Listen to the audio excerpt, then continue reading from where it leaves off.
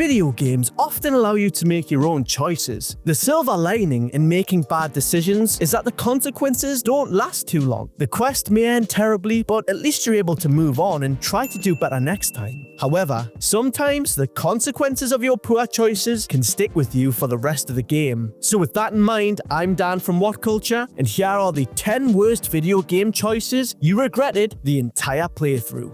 Want to stay safe online and save big? Well, you can. Right now, you can get up to 76% off a 2-year NordVPN plan, plus 4 months free and up to a $50 Amazon gift card. And all you've got to do is click the link in the description below or on this QR code that should be right down here in this video to get signed up with this great deal right now.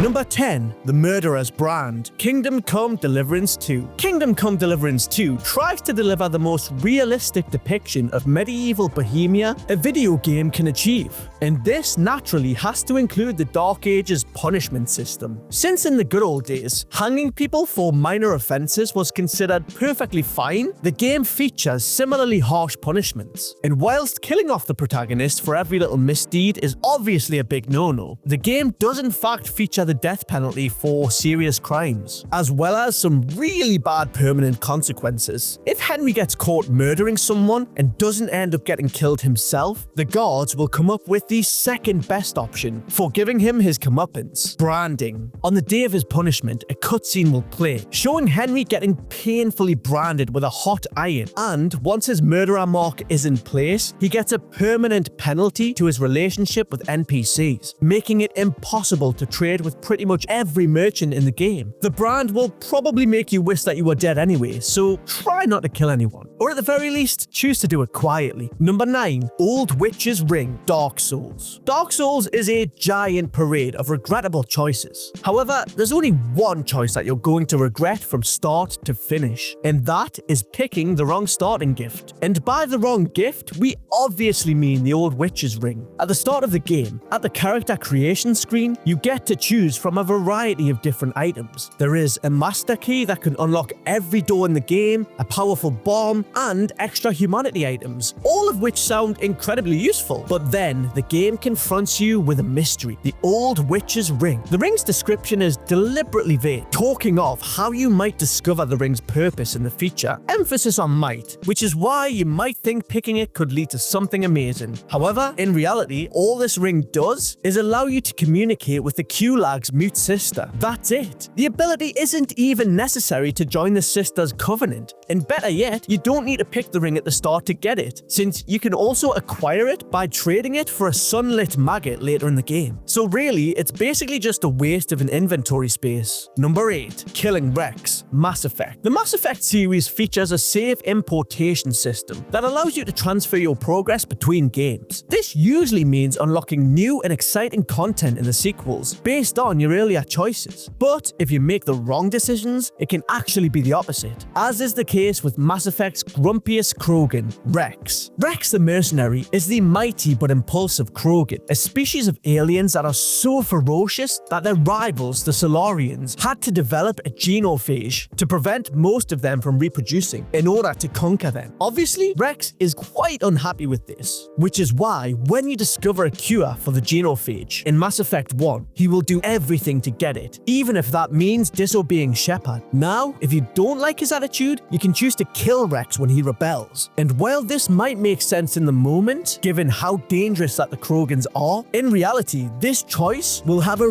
really negative impact on the rest of the series. With Rex gone, you don't get to experience a lot of the Krogan-related side quests in the sequels, and there is generally a big Rex-shaped hole in the cutscenes where he's supposed to appear. He might be grumpy, but he really does add a lot to the series. Number 7. Giving up the Morat cure. Fallout 4. Fallout 4 doesn't feature a proper disease system like the Elder Scrolls series does, but it does secretly come with one permanent affliction that can impact the player without them knowing. The so-called mole rat disease is a minus 10 HP debuff that you can obtain without the game informing you of it. When you are bitten by one of the mole rats infesting the hidden research facility built into the walls of Vault 81, the infection can also become permanent if you make a hasty decision without checking your stats. The Morats and their abandoned dwelling are part of a side quest in which you look for a cure to the disease to save a young vault dweller named Austin. After you venture into the facility, it turns out that there's only one dose of the vaccine. So, if you have become infected yourself, giving it to Austin can lead you with a permanent debuff to your health. The choice quickly becomes regrettable when that -10 loss of health starts allowing stronger opponents to one-tap you. So in this scenario, you're better off keeping the cure for yourself. Number 6. Letting the president die. Cyberpunk 2077. Cyberpunk's DLC, Phantom Liberty, features a whole new storyline, complete with exciting quests, new and powerful gear, and plenty of memorable characters. It's a must-play in every campaign. But that said, it is possible to miss out on all of the goodies that Phantom Liberty has to offer by making one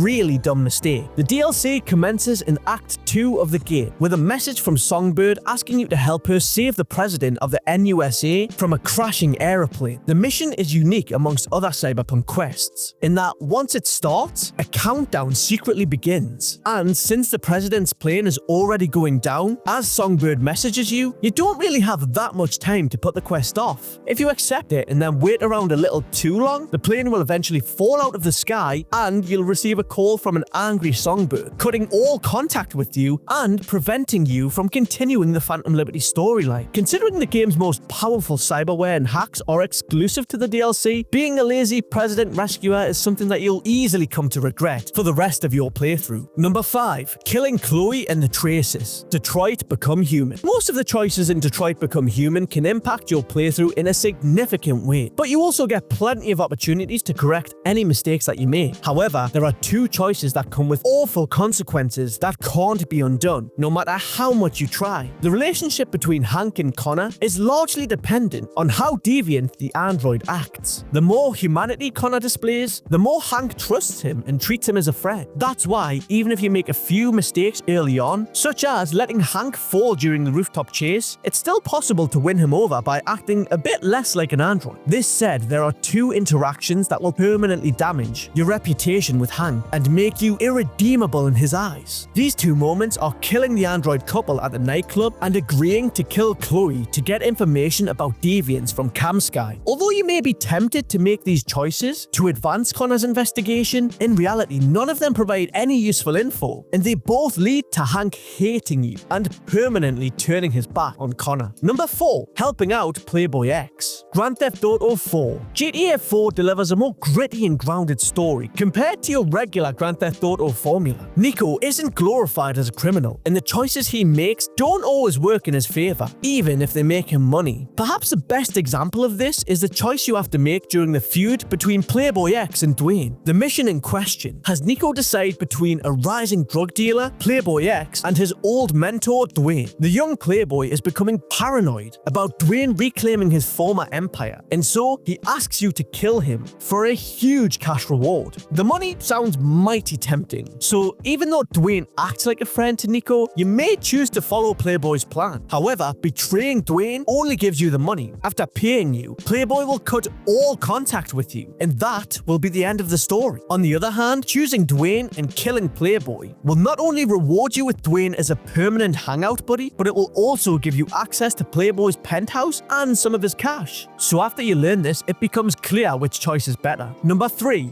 Forcing Blackwall to serve. Dragon Age Inquisition. Blackwall is one of the more interesting companions in Dragon Age Inquisition. Despite initially posing as a noble Grey Warden, halfway through the story, it's revealed that he is actually an imposter named Rayna, who decided to impersonate the Warden to escape his death punishment. Although his crimes may sound serious, it's clear that Blackwall regrets them and seeks atonement. That's why you're given the option to get him out of the prison after he's arrested, to give him a fair trial. You can also choose to use your influence to get him back to serve with you without any punishment, but you'll quickly come to regret that choice. As an Inquisitor, you may simply tell Blackwall to return to being your companion. The choice seems like the best option, to keep Blackwall around, but in reality, the Order will turn him permanently bitter and hostile to you, as he will consider you a tyrant that selfishly abuses their power. So it's actually better to offer Blackwall to be punished, as this will let you tell Blackwall that part of his sentence is fulfilling his duty in slaying Corpheus, allowing you to keep him in your party without him getting mad. So the moral of the story is, don't deny a glutton for punishment his right to be punished. Number 2, killing tutorial characters. Undertale. By now, pretty much everyone is aware of Undertale's twist ending. If you follow your RPG instincts and kill the monsters for XP, which literally stands for execution points, you get the genocide ending. But if you never lift a finger on the Underground's residents, you get the pacifist ending, where everyone lives happily ever after. Well, this plot twist wasn't so obvious when most people started playing the game, and the mistake that most players make in the tutorial would haunt them for the rest of the playthrough. At the start of the game, when the game's teaching you the combat, it doesn't really elaborate too much on how the spare mechanics work, which is why it's easy to end up killing one of the tutorial frogs. On top of that, it's also easy to kill Toriel, since the boss fight with her deliberately doesn't make it obvious that she's spareable. Making an honest mistake of killing even one monster will still immediately prevent you from doing a pacifist run. You'll be stuck on the neutral path at best, and you'll have to play the entire game guilt-ridden before you're given the option to go back in time and fix your mistake.